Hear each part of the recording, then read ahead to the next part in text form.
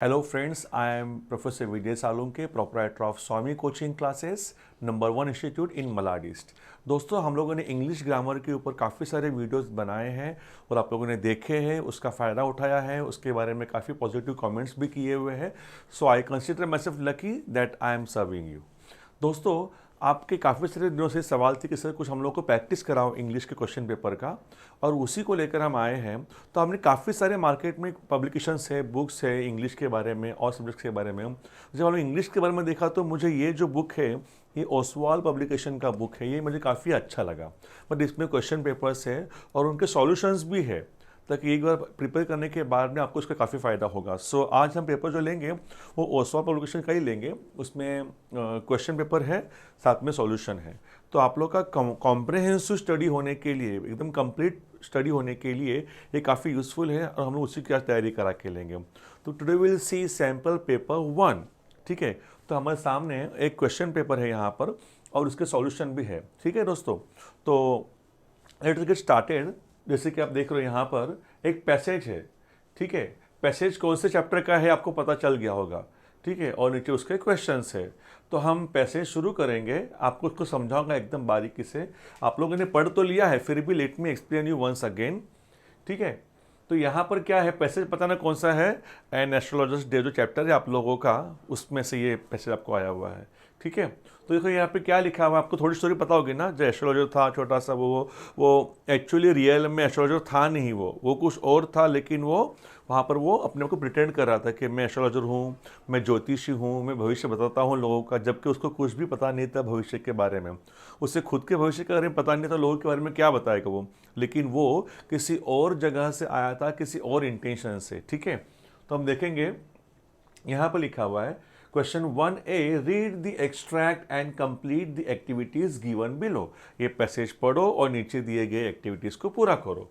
तो पैसेज क्या कहता है, देखो। हम ही सैट अंडर द बाउ of a spreading tamarind tree which flanked a path running through the town hall park. मतलब वो बैठा था एक इमली के फैले हुए इमली के पेड़ के ब्रांच के नीचे। बाउ मतलब क्या होता है, ब्रांच। तो फिर वो ब्रांचेस के नीचे बैठा था वहां पर। ठीक है, ऐसा टेमरिन ट्री था वो, ऐसा इमली का पेड़ था कि जिसके पीछे, फ्लैंक मतलब क्या, एट इट्स बैक, उसके पीछे एक रोड था और रोड जा रहा था कहाँ पर, टाउन हिल पार्क में से। ओके, तो आपके सामने पूरा पिक्चर आ गया होगा। एक बहुत बड़ा से पार्क टाइप है और वहाँ पर खुली जगह है और वहाँ पर एक इमली का पेड़ है और इमली के टहनियों के ब्रांचेस के नीचे वो बैठा हुआ है। कौन, एस्ट्रोलॉजर, अपना सब सामान लेकर बेचने के लिए, सब दिखाने के लिए, लोगों को भविष्य देखने के लिए। पीछे क्या है, एक रास्ता है जो जाता है टाउन हॉल की तरफ। ओके, पूरा उसको पिक्चराइज करो आपके सामने।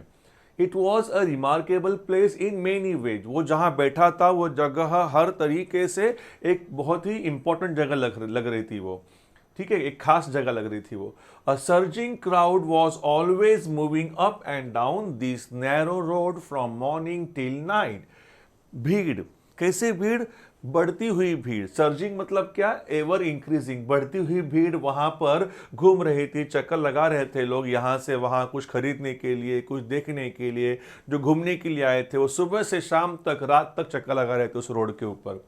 ठीक है, पूरा मार्केट का पूरा भरा हुआ दृश्य है यहाँ पर। A variety of trades and occupations was represented all along its way।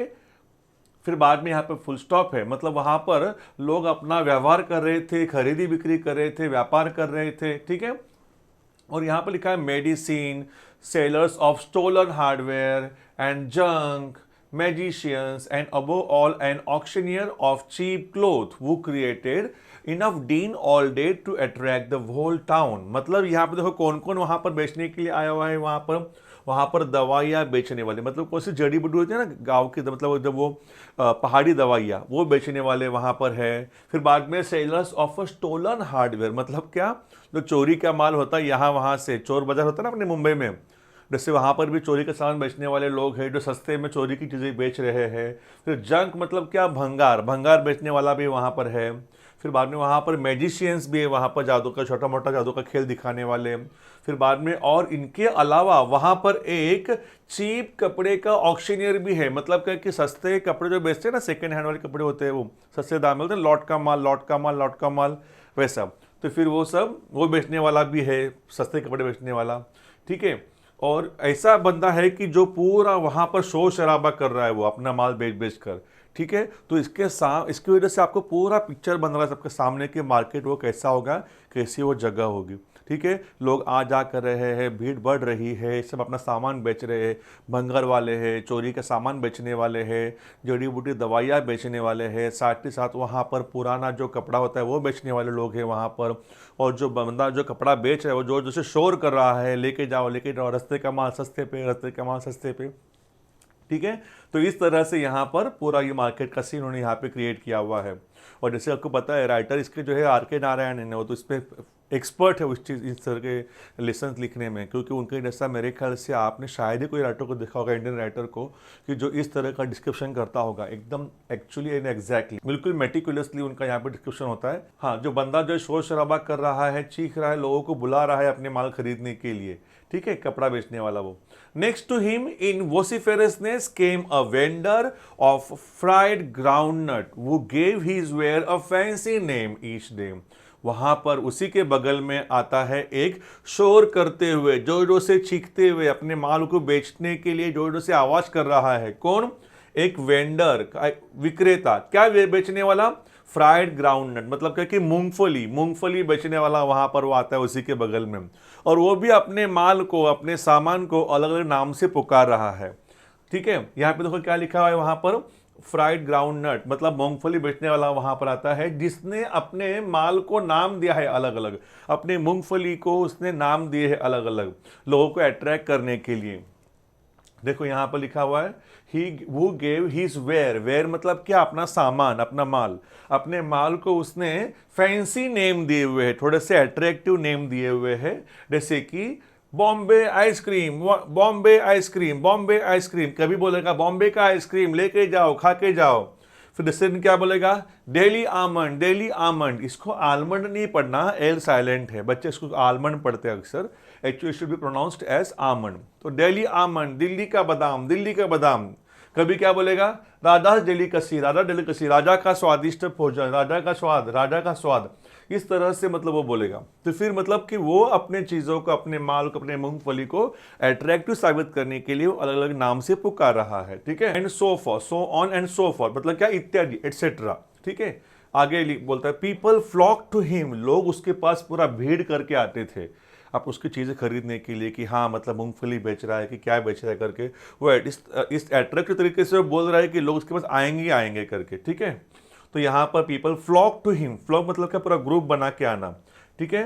A considerable portion of this crowd dallied before the astrologers too, और इस भीड़ का काफ़ी बड़ा हिस्सा उस एस्ट्रोलॉजर के सामने भी मंडरा रहा था, घूम रहा था।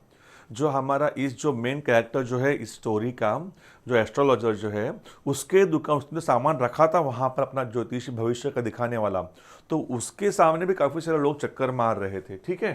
The astrologer transacted his business by the light of a flare which cracked and smoked about the groundnut heap near by, मतलब कि बगल में ही ग्राउंडनट का हीप था, मूंगफली का पूरा से ढेर लगा हुआ था, वो ढेर के उस पार से लाइट आ रही थी और लाइट से इसको रोशनी मिल रही थी वहां से। मतलब इसके पास में खुद की लाइट थी नहीं एस्ट्रोलॉजर के पास में, उसने खुद का लैंटर्न नहीं लाया था, कंदील नहीं लाया था, उसके पास में लैंटर्न खुद का था भी नहीं कुछ, उसको लाइट भी नहीं थी खुद की। तो वो अपना काम कैसे चला रहा था? वो मूंगफली के ढेर के उस पार से थोड़ी सी वहाँ से लाइट आ रही थी और वो इसका सामान दिखा रही थी। और वैसे भी थोड़ा सा इसको अंधेरा ही चाहिए था, इसे भी पूरा उजाला चाहिए नहीं था, क्योंकि देखो याद रखो कभी भी अक्सर ज़्यादातर जो गलत काम होते हैं वो अंधेरे में ही होते हैं, तो उसे अंधेरा ही चाहिए था ताकि वो अपना गलत काम कर सके। गलत काम क्या है? भविष्य बताना का ये जो प्रोफेशन है ये उसका नहीं था, वो कुछ और बंदा था, लेकिन वो यहाँ पर झूठ झूठ लोगों को फंसा रहा है, इसके लिए उसको अंधेरे में ही बैठना उसके ज़्यादा उसके लिए फ़ायदेमंद था, ठीक है। तो इसकी लाइट भी नहीं थी खुद की, तो दूसरे की लाइट लेकर वहां से देखकर वो अपना काम चला रहा था। Astrologer transacted his business by the light of a flare which crackled and smoked up above the groundnut heap nearby, नज़दीक के ही मूंगफली के ढेर से वहां से लाइट आ रही थी और वो देख रहा था, अपना सामान बेच रहा था, अपना जो काम कर रहा था वहां पर, ठीक है। Half the enchantment of the place was due to the fact that it did not have the benefit of municipal lighting। और उस एरिया का सबसे मेन तो अट्रैक्शन ये था, उसकी स्ट्रॉन्ग बात तो ये थी कि वहाँ पर म्यूनिसिपैलिटी का लाइट नहीं था, क्योंकि वो जगह जो थी वो गवर्नमेंट की रिकॉग्नाइज नहीं थी, वो सब इलीगल चल रहा था वहाँ पर सामान बेचने का काम। तो इसके लिए वहाँ पर गवर्नमेंट ने लाइट प्रोवाइड नहीं किया था, तो इसके लिए एक तो अंधेरे में काम हो रहा था, तो यहाँ वहाँ से मांग मांग के उनका लाइट का काम हो रहा था। We did not have the benefit of municipal lighting, government lighting. The place was lit up by shop lights. One or two had hissing gas lights. कुछ लोग शॉप लाइट्स, जहाँ से जो बड़े बड़े दुकानें थे बाहर और उस पार्क के बाहर, वहाँ से थोड़ी सी रोशनी आ रही थी कुछ लोगों के पास में। कुछ लोगों ने छोटा मोटा सा गैस का दिया लाया था, उसमें से उनको रोशनी मिल रही थी। Some had naked flares stuck on poles. कुछ लोगों ने क्या किया था, अगल बगल में जो पोल थे, जो खंबे थे, उन्होंने वहाँ पर ऐसे, वहाँ पर वो मशाल जलाते ना वो आग का, वैसे वो जला के रखा था, उसमें से उनको रोशनी आ रही थी। Some were lit up by old cycle lamps. कुछ लोगों ने साइकिल लैम्प से थोड़ा रोशनी उनको मिल रही थी। And one or two like the astrologer manage without lights of their own. और एस्ट्रोलॉजर के जैसे कुछ एक दो लोग थे जिनके पास में खुद का लाइट था नहीं, तो वो लोग वैसे ही चला रहे थे अपना काम। It was a bewildering crisscross of light rays and moving shadows। मतलब वहां पर जो लाइट जो आ रही थी ना, वो bewildering crisscross, मतलब सीधी लाइट नहीं थी, ऐसी लाइट आ रही है, ऐसी लाइट आ रही है, तो फिर वो क्रिस हो रहा है, पूरा कंफ्यूजन ऐसा लग रहा है पूरा वो, ठीक है। और वो इसके लिए मतलब, और उनके लिए तो फायदे का ही है, उनको तो गलत काम करना है वहां बैठकर, तो इसके लिए वहां पर जो लाइट कम आ रही थी, जो क्रिस लाइट था, उनके लिए वो अच्छा था वो एस्ट्रोलॉजर के लिए। This suited the astrologer very well for the simple reason that he had not in the least intended to be an astrologer when he began life. देखो, ये तो उसके लिए फ़ायदे का ही था, लाइट कम होना या फिर खुद की लाइट ना होना, क्योंकि वो जो खुद एस्ट्रोलॉजर बनने का नाटक कर रहा था, वो एक्चुअली उसका वो प्लानिंग था ही नहीं एस्ट्रोलॉजर बनने का लाइफ में शुरुआत से ही, ठीक है। तो उसके लिए अपना काम करने के लिए कम लाइट होना अच्छा ही था उसके लिए। And he knew no more of what was going to happen to others than he knew what was going to happen to himself next minute. और उसको खुद के बारे में, खुद के अगले पल में क्या होने वाला है बिल्कुल पता नहीं था, तो लोगों के बारे में क्या जान पाएगा वो। तो बस लोगों को किसी भी तरह से झूठ बहला फुसला कर बता देता था और लोग उसकी बातों को सच मानते थे, ठीक है। ये इसका स्टोरी है, ये पैसेज का। I hope you understood.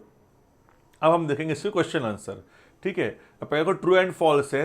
Read the following sentences and state whether they are true or false, और जो रॉन्ग है उनको आपको करेक्ट करके लिखना है। दोस्तों, फर्स्ट क्वेश्चन है, the sellers of stolen hardware and junk were the loudest in shouting to attract the customers. देखो, सबसे जोर जोर से चीखने चिल्लाने वाले कौन थे? चोरी का सामान बेचने वाले और भंगार बेचने वाले। जबकि नहीं, चोरी का सामान और भंगार बेचने वाले जोर से नहीं चीख रहे थे, चिल्ला रहे थे। चिल्ला रहा था कौन? मूंगफली वाला चिल्ला रहा था, कपड़े वाला चिल्ला रहा था, है ना।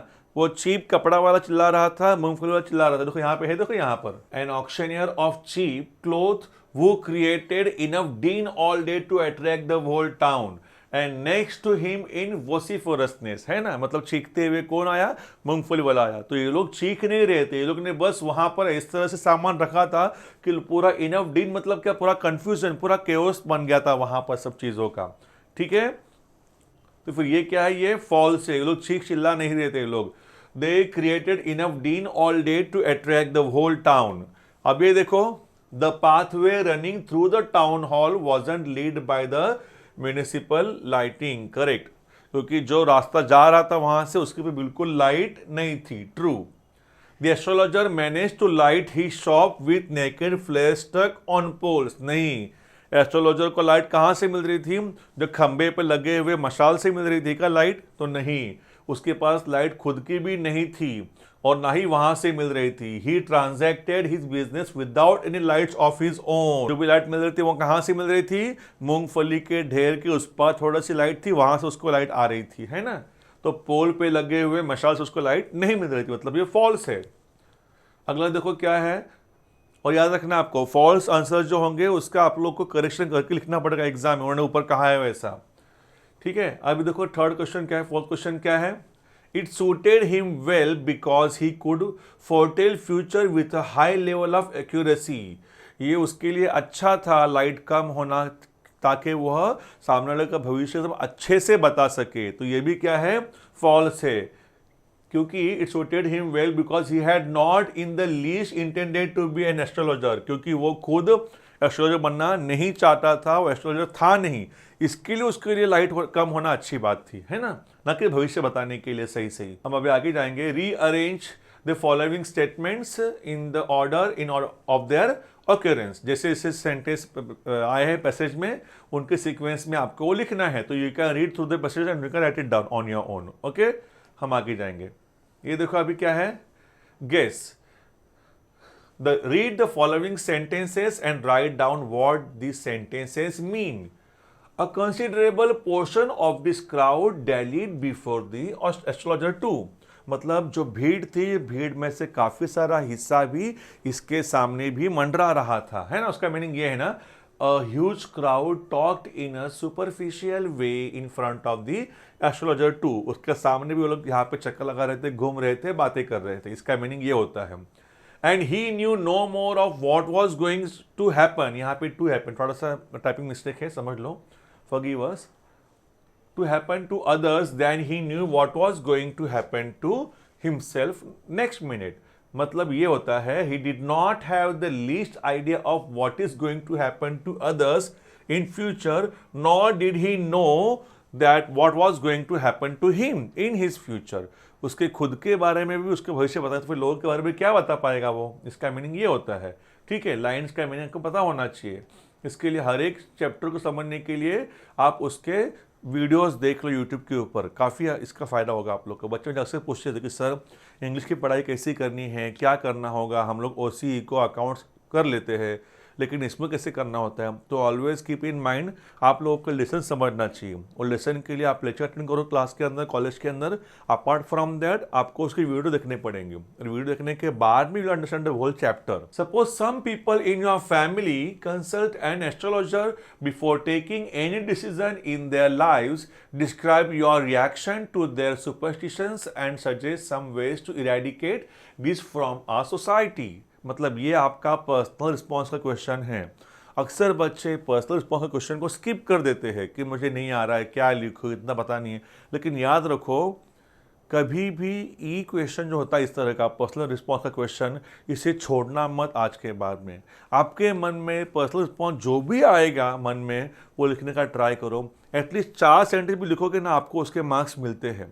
सी, examiners want to give you marks, they don't want you to fail in the exam. They also are human being. They care for you, but only you must give them opportunity to give you marks. तो क्या करना होगा आप लोग को, जब कभी भी इस तरह के क्वेश्चन आएंगे ना, कुछ भी मन में टॉपिक आएगा, तो उस रिलेटेड कंसर्न टॉपिक से लेकर आपको कुछ भी चालन लिखने पड़ेंगे, आपको उसके मार्क्स मिलेंगे ही मिलेंगे, क्योंकि इसमें ना राइट रॉन्ग नहीं होता। इट्स नॉट लाइक ग्रामर और अकाउंट्स और मैथ्स कि जिसमें राइट रॉन्ग हो सकता है, इसमें ऐसे नहीं होता। आपके मन में जो भी सेंटेंस आएंगे उसके बारे में 4 सेंटेंस लिख लो, आपको मार्क्स पक्के मिलेंगे। I give you my word, ठीक है। बाकी उसको स्किप नहीं करना, कुछ भी लिखो, आपका मार्क्स उसके मिलेंगे ही मिलेंगे, ठीक है। But it should be about the topic, कुछ भलता ही मत लिखो, Rakesh Sawant and Karuna Kapoor and all, topic से जुड़ा हुआ होना चाहिए, ठीक है। अब देखो ये क्या है, अगर आपकी फैमिली से कोई भी व्यक्ति अगर जाता है भविष्यवाणी देखने के लिए ज्योतिषी के पास में, तब आपका रिएक्शन क्या होगा, तो आपको क्या लगता है। तो देखो, हाँ, I have always observed the elders of my family consulting astrologers before taking any major decision in their lives. मैंने अक्सर ऑब्जर्व किया हुआ है मेरे फैमिली के बड़े लोगों को कि जो लोग कोई भी बड़ा काम करने के पहले दिखाते हैं किसको, एस्ट्रोलॉजर को, ज्योतिषी को, और ज्योतिष की राय लेते हैं वो काम करने के पहले। I have also observed them wearing several rings on their fingers. मैंने और ये भी देखा हुआ है कि उनके हाथों में तरह तरह की उंगलियों में तरह तरह की रिंग्स होती है, अंगूठियां होती है। Some of them are ridiculously expensive, इसमें से कुछ रिंग्स तो बहुत ही भयानक तरीके से एक्सपेंसिव होती है। यू विल नॉट इमेजिन कि लोग इतना ब्लाइंडली फॉलो करते हैं सब चीज़ों को कि उन रिंग्स के पीछे हज़ारों लाखों रुपए दे के बैठ जाते हैं, जबकि वो रिंग मार्केट में 2-3 हज़ार की मिलेगी and they are sold it for lakhs of rupees, ठीक है। I find all these very baseless and ridiculous because I believe that the course of our life depends on our actions. मुझे ये बहुत ही बेतुका और बकवास लगता है ये सब, क्योंकि मुझे लगता है कि हमारे लाइफ की जो कोई भी कोर्स है, जो कोई भी एक्शन, जो कोई भी डिसीजन है, कोई भी आउटपुट है, वो हमारे एक्शन पे डिपेंड करता है। हम जैसा एक्ट करेंगे ऐसा उसका आपका आउटपुट मिलने वाला है। तो इसके लिए यहाँ वहाँ जाकर रिंग खरीद कर भविष्य चेंज होने वाला नहीं है। If we do not work hard, no expensive ring can help us to be successful. अगर हम मेहनत ही नहीं करेंगे, सिर्फ बैठे रहेंगे, लेटे रहेंगे, तो हम लोगों को दुनिया की कोई भी रिंग आपका भला नहीं कर सकती। ठीक है। Therefore, astrology and rings are mere superstitions to me. इसके लिए मुझे पूरा अंधविश्वास लगता है सब ये भविष्यवाणी देखना, ज्योतिष बताना या तो फिर रिंग पहनना, ये सब। ठीक है। It is essential to eradicate superstitions and other ill practices from our society if we want society to improve and ultimately our nation to develop. ये बहुत ही ज़रूरी है कि हम लोग इस तरह के सुपरस्टिशन को इरेडिकेट करें, निकाल फेंकें। एंड इस तरह की जो चीज़ें हैं हम लोग जो करते हैं, इल प्रैक्टिसेस जो करते हैं, गलत जो चीज़ें फॉलो करते हैं, वो सबको बंद कर देना चाहिए, ताकि हमारा देश जो है, हमारा जो समाज जो है वो डेवलप हो सके, विकसित हो सके। देखो दुनिया में जो भी कंट्रीज़ है जो वेल डेवलप्ड है, ऑल दो स्कैंडिनेवियन कंट्रीज़, फिर अमेरिका या तो फिर और भी Australia, Luxembourg, Iceland, Norway, Denmark, Sweden, ये सारे कंट्रीज जो है ये डेवलप्ड है क्योंकि इनमें ऐसे लोग हैं जो यूजुअली रेशनल थिंकिंग रखते हैं। They have rational thinking, they have sceptical thinking, they follow whatever suits to their mind and brain, to their consciousness, instead of following superstition. तो इसके लिए कंट्री इतनी आगे है। ठीक है। तो हम लोगों को भी यही करना है, हम लोग को ये सब चीज़ों को फॉलो नहीं करना है, हम लोग को जो हमारे दिमाग को सही लगे वही फॉलो करना है। Education plays an important role in it.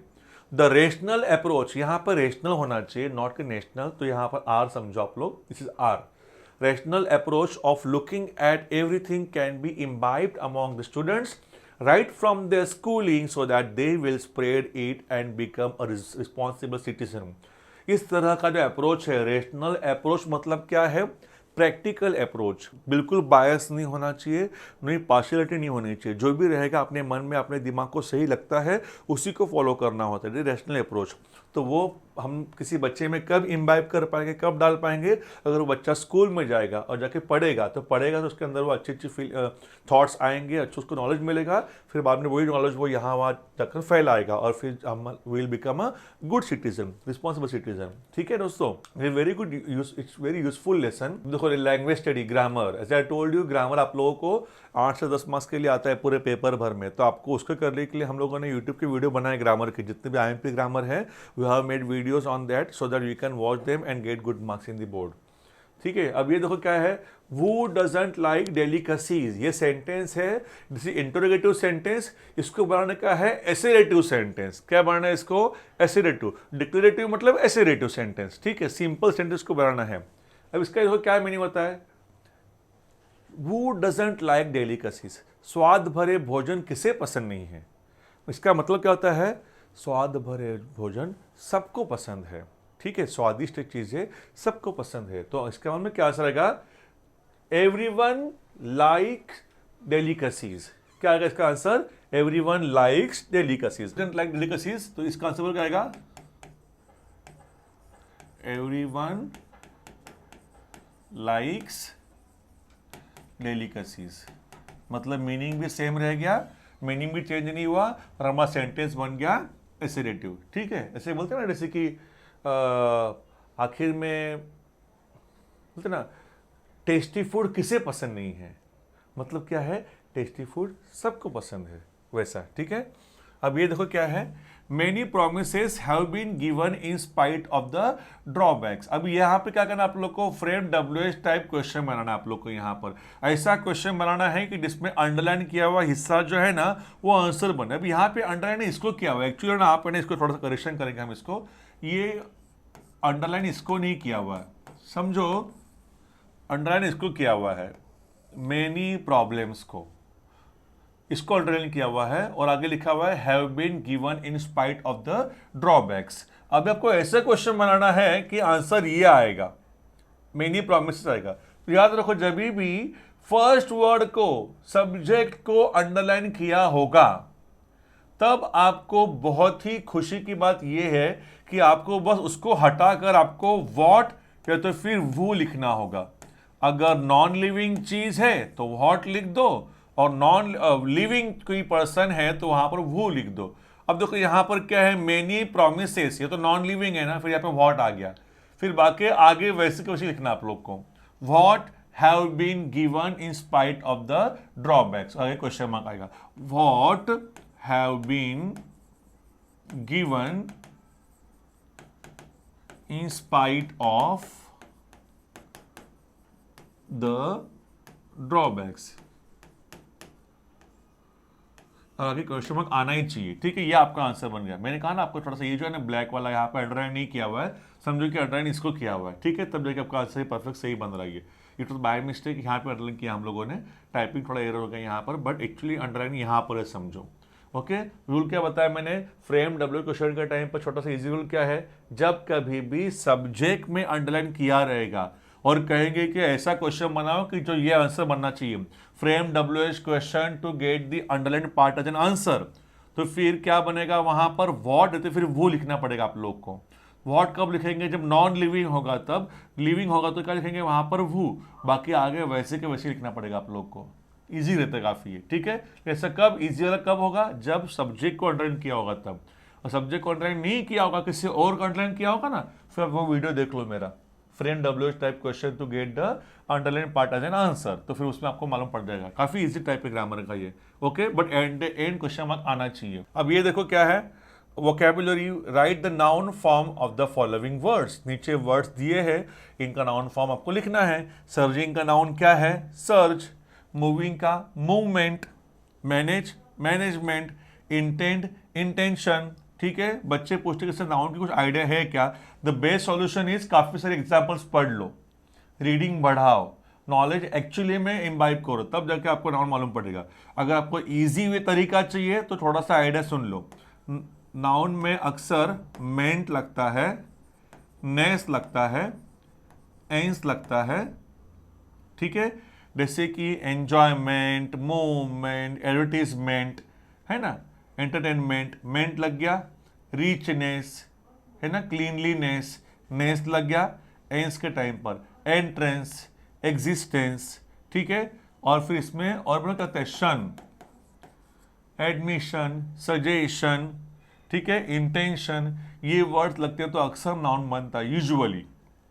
ठीक है, लेकिन ये हमेशा काम नहीं आएगा, लेकिन अक्सर काम आता है आपको ये फॉर्मूला, मेंट, नेस, एंस और शन वाला, तब ये लगाएंगे तो वो वर्ड क्या बन जाता है, नाउन बन जाता है। थोड़ा सा इजी तरीका है, बट हमेशा काम में आपको आएगा से कोई गारंटी नहीं है। ठीक है, कीप दैट इन माइंड। अब हम आगे बढ़ेंगे। ये देखो क्या लिखा हुआ है, ग्रामर है। A variety of trades and occupations was represented all along its way. Rewrite beginning with it. तो फिर आपको जब कभी भी देखो यहाँ ना, ये चेंज द वॉइस है, जब कभी भी ऐसा आता है ना, रिराइट बिगिनिंग विथ इट और लास्ट के वर्ड्स से यहाँ पर आपको है ना सेंटेंस की शुरुआत करने के लिए बोलते हैं ना, वो होता है चेंज द वॉइस। अब देखो यहाँ पर क्या लिखा हुआ है, a variety of trades and occupations was represented.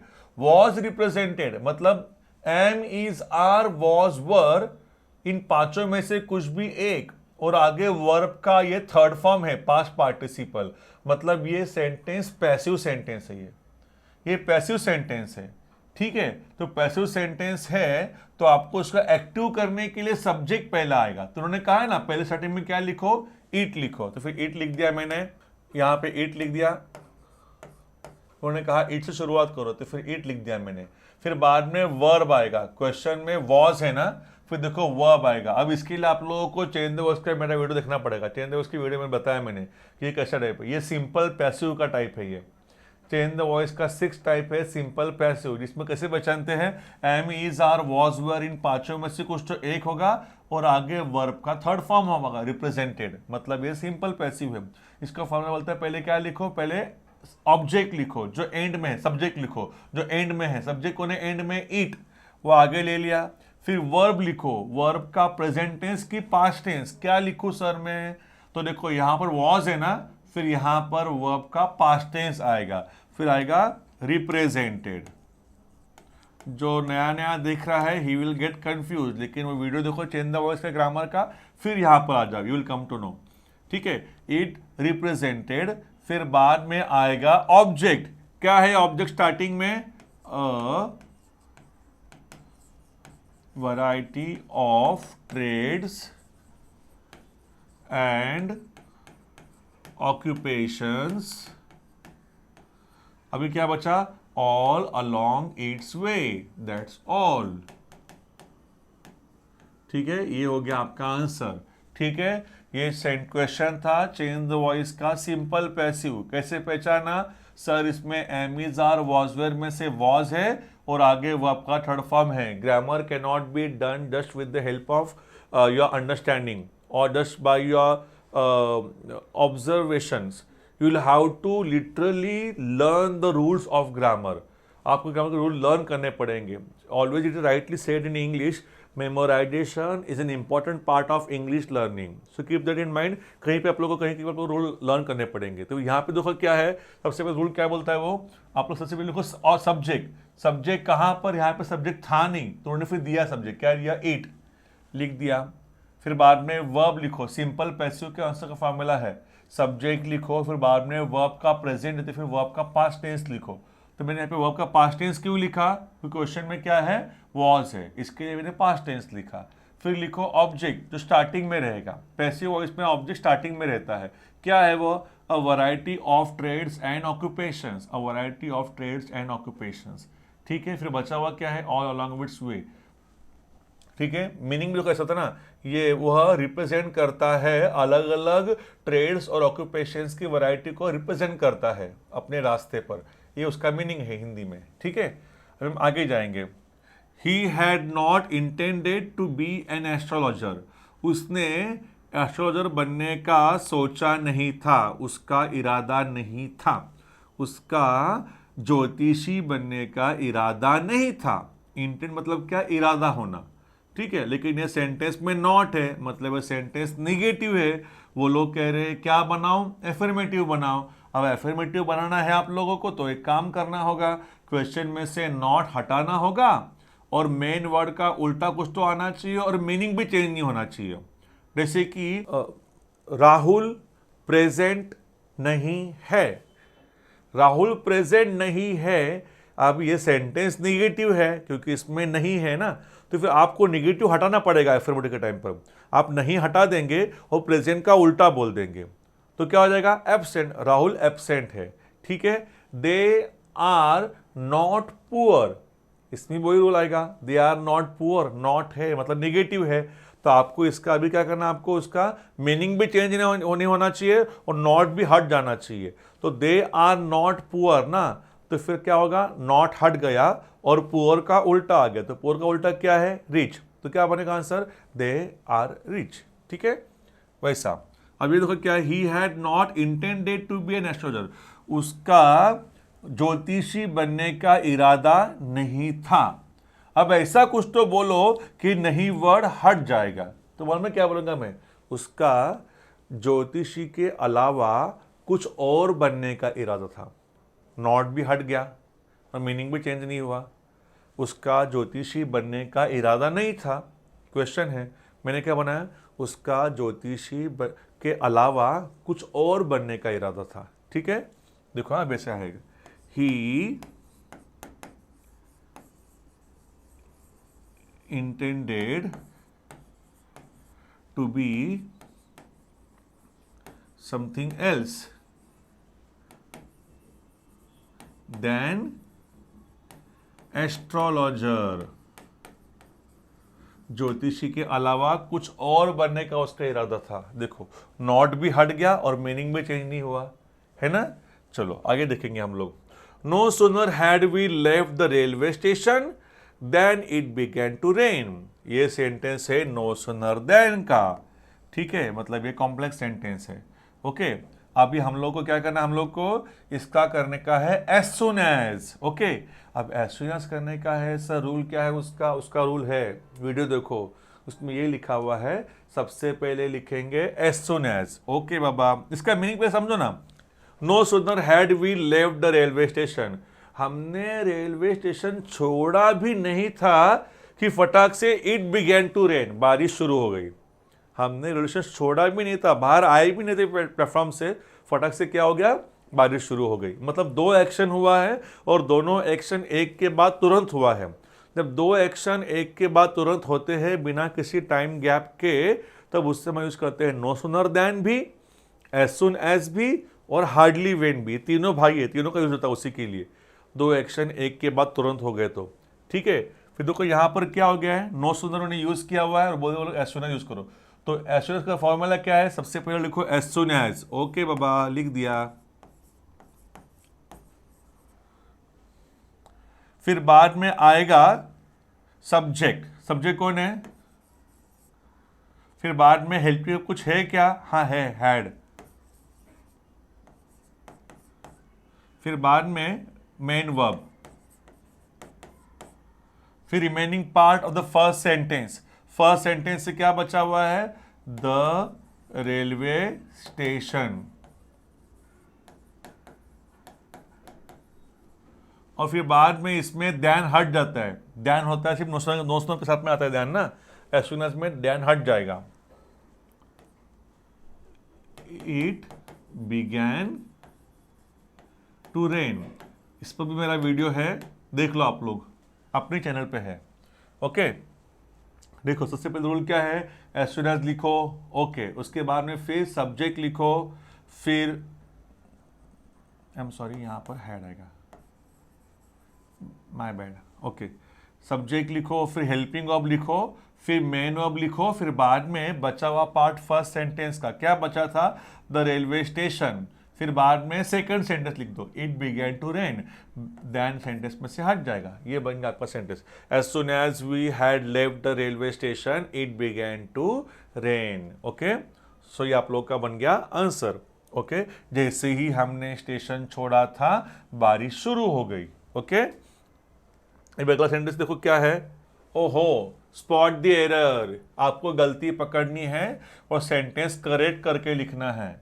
Okay, Radha brought pens and distributed them between her 5 children. अब राधा ने पेन्स लाए हैं, अपने 5 बच्चों के बीच में उसने बांट दिए। बच्चे 5 है ना, तो जब सिर्फ 2 की बात होती है ना तब बिटवीन आना चाहिए। जब सिर्फ 2 की बात होती है ना तब आना चाहिए बिटवीन, और जब कभी भी 2 से ज्यादा की बात होती है ना देन यू विल हैव, जैसे कि Malad is between Kandivali and Goregaon, ऐसा होता है। मतलब यहाँ पे 2 स्टेशन हैं, कांदिवली और गोरेगांव, दोनों के बीच में मलाड। ठीक है, माई classroom is between principles office and science laboratory, दोनों के बीच में है ना तो बिटवीन आएगा। और जब बहुत सारे के बीच में रहेगा ना, 2 से ज़्यादा के बीच में, तब उसे बिटवीन नहीं बोलना, उससे में क्या बोलना पड़ेगा आप लोग को, अमंग। ठीक है, AMONG।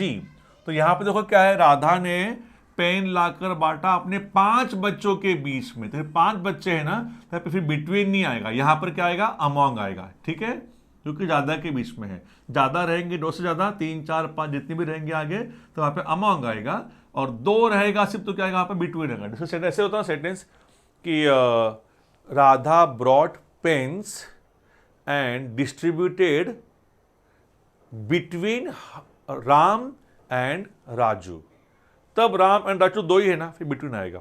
ठीक है, लेकिन यहां पर 2 से ज्यादा है। मेरा घर बसा हुआ है पेड़ों के बीच में, my house is situated among green trees, हरे पेड़ों के बीच में, तो ट्रीज ज्यादा है ना बहुत सारे, तो वहां पे अमॉन्ग आ गया। ठीक है, ओके दोस्तों, तो I hope you understood the first passage और उसके क्वेश्चन आंसर। आप लोगों को इतना समझ के रुकना नहीं है, अब कुछ वापस से रिवाइज करना है, और जो भी ग्रामर बताया मैंने, ग्रामर आपको वापस से प्रिपेयर करना है। ठीक है, थैंक यू सो मच।